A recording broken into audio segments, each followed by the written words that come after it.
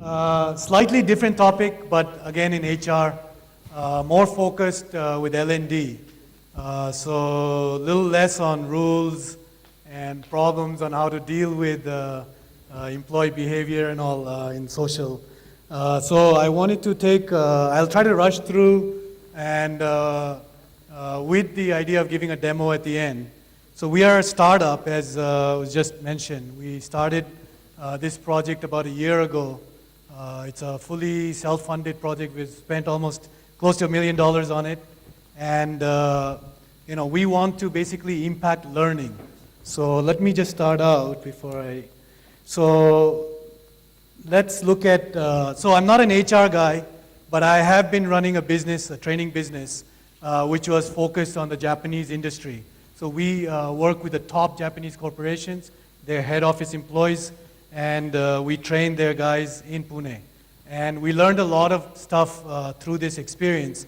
And what I thought was if I could capture some of the challenges and try to build something which would help organizations throughout. So one of the things we know is that there is a lot of content out there. There are a lot of programs that are run, and it's mainly a passive activity that happens. So how do we make it more engaging? The second is contextual collaboration. Are we having enough collaboration between the trainers and the learners, and the various stakeholders, basically? So collaboration. So social media, we had a lot of conversation about social media, but contextual-based collaboration was something we were looking at. There really isn't any engagement between the trainers and the learners outside of the training room. So how do we hit on continuous learning? The other point was HR invests in a lot of training programs, but how do you measure success of training? It can only be measured by the implementation of the learnings that have achieved. So has learning happened is a question mark for all HR and trainers. And that is another challenge we thought we would address through social. The last one is that there is no integrated social learning platform that is dedicated for training, corporate training industry. So these are the 5 things that we set out to work on. And let me set a little bit of the context. So how does corporate training work today? So, it starts by HR defining the need, setting the objectives, scheduling it. Is it a public activity? Is it a private activity? What's the agenda? What's the training? What's the content? So basically the definition, then it goes into a promotion mode. There's an internal promotion, there's an external promotion, whether it's a public or private, and then it goes into execution. You execute it by doing a face-to-face, maybe a virtual, maybe a hybrid, or maybe there's some self-learning that is happening. And the last thing is you collect the feedback through QA, forms, and emails. So that is one of the contexts I wanted to set. How do we make this a different process? And the next thing is what we talked about just now. There are a lot of different platforms out there. Synchronous learning is happening in the classroom or through a webinar. There's some communication that happens before, after, by email, SMS. There's some engagement that's happening on the various social platforms that are out there, like Facebook, Twitter. And there's the internal knowledge management system. There's some central repository. So all of these various systems are out there, which Tom the trainer is looking at bringing into his learning. So how does Tom the trainer organize all of the training and basically answer the question, has learning happened?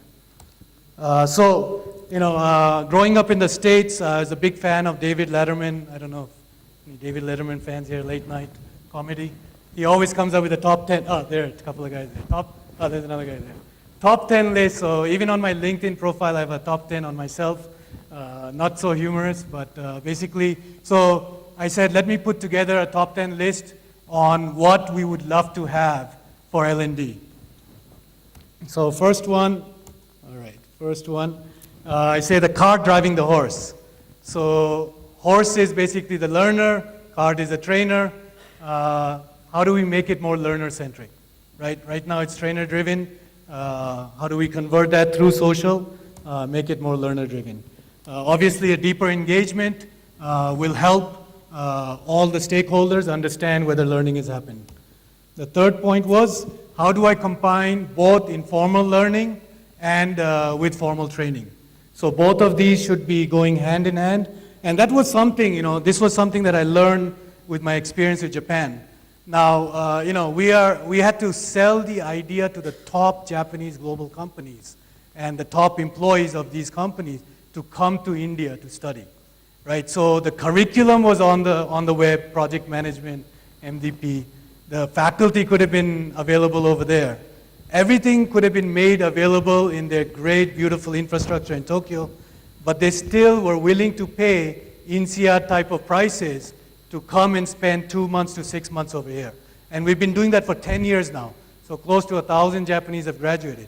And what we realized was one critical thing that the Japanese management realized was missing was an informal thing, which was hunger. So Japan accelerated, grew, and they peaked, and they're the top country in the world, coming out with the best products, but they didn't realize the next generation has lost that hunger. So they felt that India, when they came to India, they saw ambition, they saw drive, they saw that the youngsters were hungry. So this was something the seniors realized was in Japan 30, 40 years ago. So how could they share something that they already had in terms of formal trainings, but in an environment where informal learning could happen? And that's why they keep, Hitachi keeps coming back every 2 months. Employees of Hitachi, Toshiba keep coming back because of the experience outside of the classroom, which is very difficult to get when context is not there. So we said, can we combine informal? So I'll talk a little bit about how we do that. And the next thing is, in training, I do not get a warranty service, right? Most of the products I buy out there, I get a warranty. The moment the training closes, turn off the light, everybody's gone home, maybe a couple of emails exchanged, thank you very much, a feedback form is shared. So how do I get a warranty? 3 months, 6 months, how do my employees or trainees be able to link with the trainers or the stakeholders to get servicing? Now, in every training activity that we conduct, a lot of assets are being generated, right? So how do I continue to manage, both as an individual, as an organization, or with society? So Facebook, LinkedIn, I look at it as a society model. Yammer, all this is organization, but there's also individual, organization, and society. So how do I manage all of the learning assets? And that is not only in organizations, but also maybe in academy as well. So the sixth thing, so there's a 10, so please bear with me. Sharing of learning, obviously. So I'm learning something in an activity, in a classroom, and sharing it. So I could share it on my Twitter, with my phone, but when I share it outside, if there's a context that is missing, then it's just a passive, yeah, I like what you said. So has anybody else really learned something when the context is missing? Less hunting, more farming. So we spend a lot of time initiating new programs, but we really don't go back and look at all the activities we conducted and spend time in terms of farming to understand, again, the question, has learning happened? How did we learn? What did we learn? How can we share it with others in the organization? And there's a hell of a lot of content out there. You're paying trainers a lot of money for their content, or you're buying content, but basically integrating open source content in every learning activity so that learning can happen. Facilitating, not just training. So, they're talking about, everybody was talking about social media and how to teach everybody on social media. I think the next couple of years, a lot of time will have to be spent with trainers on how to help trainers from being a trainer to a facilitator. So, so facilitating is the next thing, next big thing I think that we'd love to have, and an integrated social learning platform. So that's my pitch. I'd love to have that, and that's what we have come up with. So that's my top 10 list. So today, so I was just going to talk about some of the benefits. I think a heck of a lot of benefits were shared today. I'll just quickly run through a few that, what is social learning? Obviously, social learning is learning from with and from others. It's happening everywhere around us. How do we manage or how do we capture these learnings which are happening online? So online Facebook, Twitter, so you can tweet 1,000 tweets, or you can put a lot of posts on Facebook, but basically it's like a river, just disappears. So how do you transform that into learning and then into knowledge? So converting these posts or these knowledge pieces into knowledge at the end. So the other thing is basically, online, it's a one-to-one, getting online, so I'll skip all this, I think. So the focus is obviously both on formal and informal learning for the organization. The benefits, obviously one is the team approach to problem solving. So I'm looking at the context of a learning activity. Obviously, if you're out there in the wild, wild west of social and you have your personal network, you may be able to do some of this, but we're looking at the context of an activity. So solving a problem, stimulating critical thinking. So putting up a post and getting critical responses and being able to give feedback in real time or over a period of time. Then the third big thing I think is obviously trying to achieve more. So gamification, all those applications within the learning sphere to participate more and to achieve more. And the fourth one, which was basically when people are sharing during a learning activity, individual does start to develop the concept of empathy. So listening to other people's ideas and perspectives. The fifth point is the anxiety. Obviously there's an anxiety when new programs are started. What the heck is this program going to be about? Is the trainer going to ask me something? So there's a nervousness, how to reduce the nervousness. But I think the most important part of what social has brought to the world is the first habit of 7 habits, which is proactiveness. So I have gone proactively, created my network, and I proactively share something on that network. So proactiveness, I feel, is the most beautiful habit to have, and you can start everything in your life with this habit. So if I can bring proactiveness into the learning space through social, that would be a wonderful achievement, I think. So, so we believe as a startup platform, we've put it together, and I'd like to share a little bit about, so this will be more of a pitch about our platform, and I thank Milind for the opportunity. This is the first time we are speaking publicly about it. For the last 3 months, we've been in private beta with about 20 different companies, large IT companies, airlines, banks, big Japanese manufacturing companies. So we're testing various type of learning activities with them. So I'll just, this is the first public appearance. So what Wistango is a social network with an ecosystem of apps and content, and has a context of an activity, a learning activity. So a learning activity can be a workshop, a corporate training program, a seminar, a webinar, could be any such learning activity where you build a social network around it. And the innovative model, business model, which we have not implemented. If somebody's interested in understanding what our business model is, we can talk about it later. It's still to be implemented. So when you log into Wistango, just like in Facebook or any other platform, you're given a space. And in this space, since it's an activity platform, you come in as an activity creator, or so we believe that every individual can train something, can teach something, or can learn something. So either you're a teacher or a learner. So as an activity creator, you come in, you define your activity. Is it a workshop? When does it start? So we believe that social has a life, So it cannot be social forever in whatever context. It has a life. It has a one-day life. It has a 1-month life. It has a 6-month life. So you want to achieve something at the end of the day. There has to be a context, and there has to be a goal. There has to be an achievement. And that our core line is celebrate learning. So at the end of the activity, there should be a celebration of the learning, of what was achieved in that activity. So once you come in, you define your activity, you download the apps you would like to consume in that activity.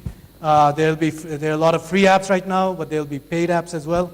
And you start inviting your various stakeholders. So in this, you have multiple roles. You could be a HR, which is an observer role, or you could set the permissions. You can invite multiple co-trainers. Various managers can be invited.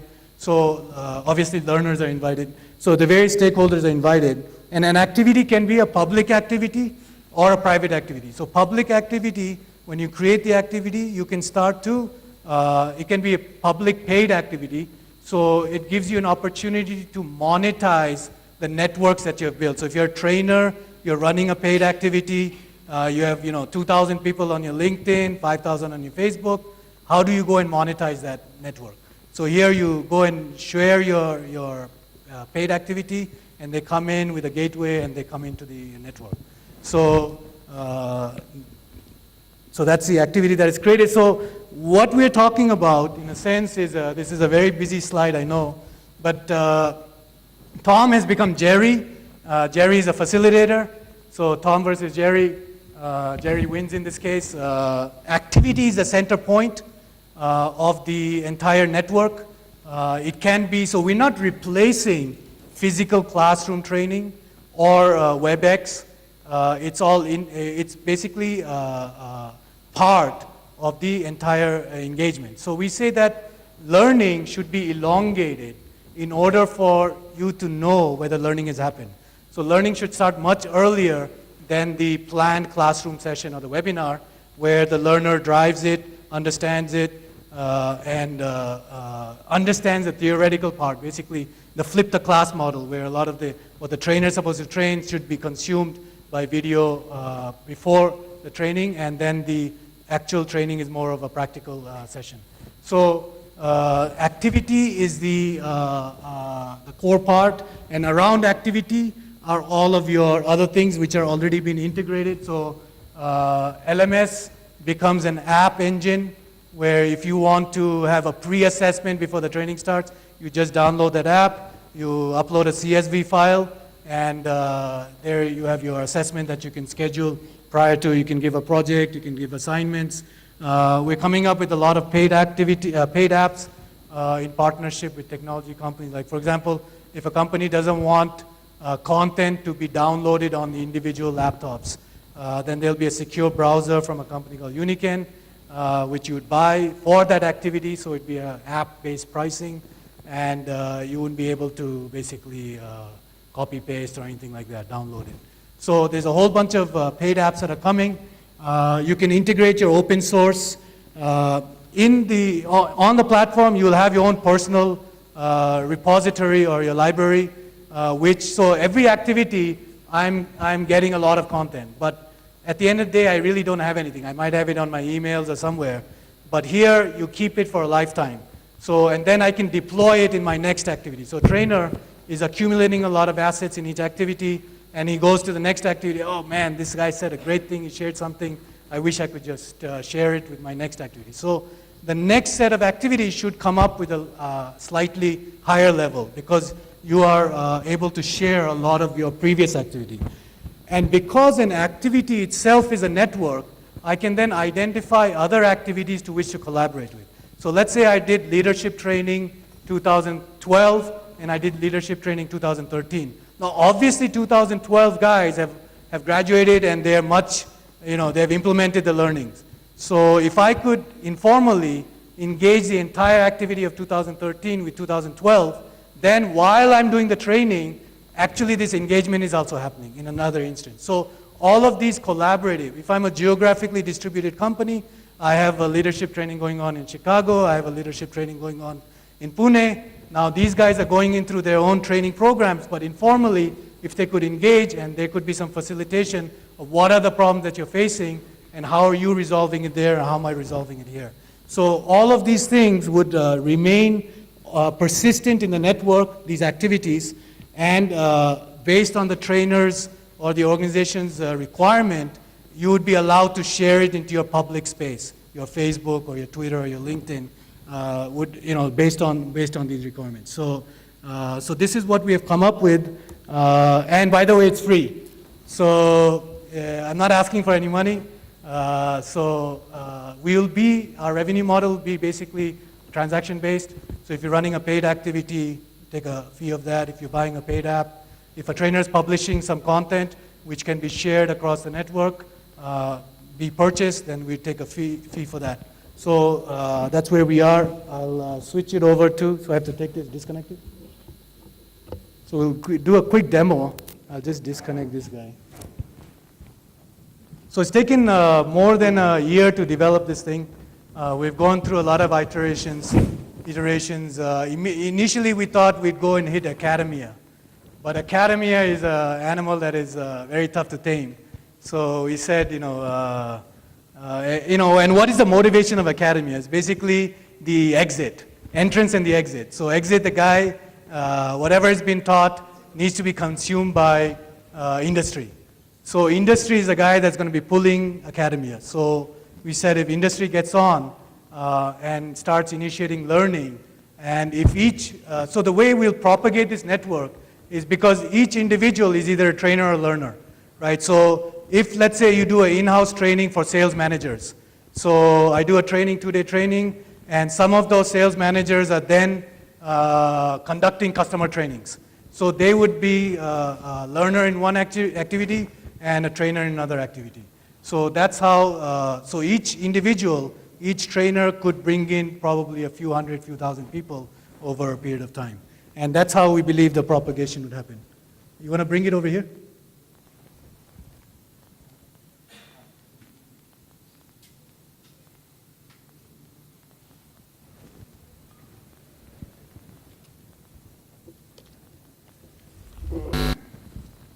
So this is Wish Tango, Wisdom and Tango. Tango is a very sexy dance, very collaborative dance. It's happening amongst two people plus in a group. So our goal is basically to transform the way learning happens. We say that learning is a series of activities. So from kindergarten onwards, you are really learning something in one activity or the other. And then learning beyond the boundaries. So how do I go beyond the four walls of the classroom that I'm training and conduct informal learning as well? And very soon, probably in another 10 days, we'll have a marketplace where trainers can showcase their achievements in